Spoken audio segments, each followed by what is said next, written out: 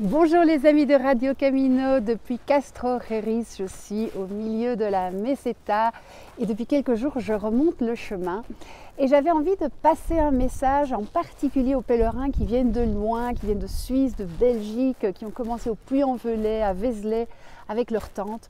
S'il vous plaît, quand vous arrivez à Saint-Jean-Pied-de-Port, n'écoutez pas ce qu'on vous dit. Gardez votre tente en Espagne. Vraiment, vous allez voir que le bivouac ne pose aucun problème. Par contre, se passer de sa tente, eh bien, c'est quelque chose qui va générer beaucoup de frustration. Je rencontre beaucoup de pèlerins qui sont très déçus de ne plus pouvoir bivouaquer, alors qu'en Espagne, justement, c'est le meilleur endroit pour le bivouac.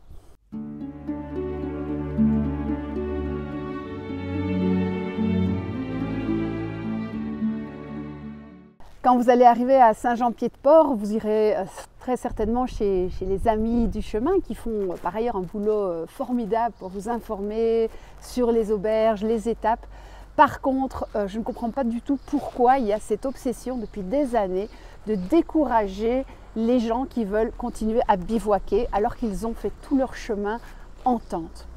On va vous dire que le bivouac est totalement interdit en Espagne, on va vous dire que vous risquez des amendes jusqu'à 600 €, on va vous dire qu'il y a des auberges presque pour rien, que vous pouvez même renvoyer votre sac de couchage, votre matelas, qui a besoin à la limite que d'un petit drap pour dormir.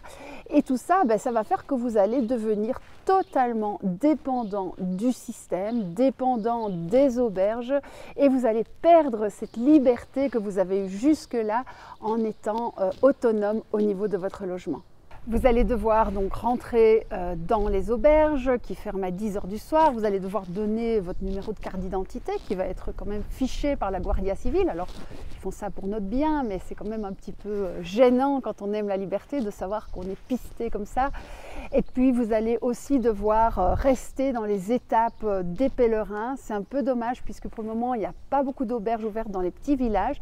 Donc, vous serez obligé d'aller dans les grosses étapes et de partir le matin avec la foule des pèlerins jusqu'à la prochaine étape où vous retrouverez toujours les mêmes pèlerins.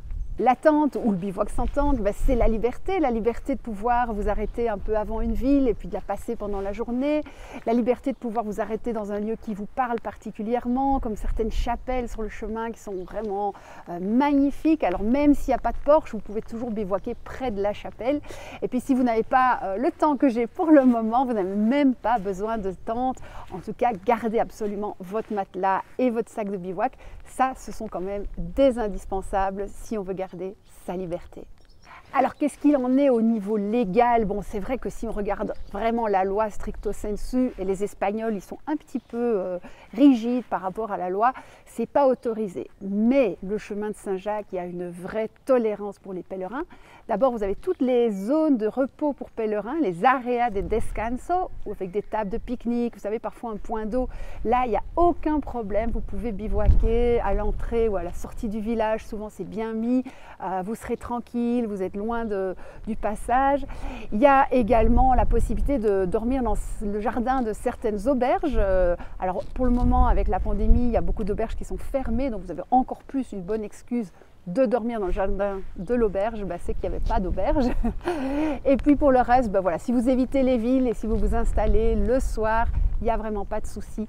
Continuez avec votre tente, en tout cas essayez quelques étapes après Saint-Jean-Pied-de-Port, vous pourrez toujours la renvoyer d'Espagne, c'est pas beaucoup plus cher, et au moins vous gardez votre liberté, vous gardez votre chemin. C'est tellement important de suivre son propre chemin et de ne pas écouter trop les avis des autres. En tout cas, c'est tout ce que je vous souhaite. Je vais me mettre à l'abri. Malheureusement, j'ai pas de tente. Et je vous dis à bientôt pour d'autres vidéos. Ciao!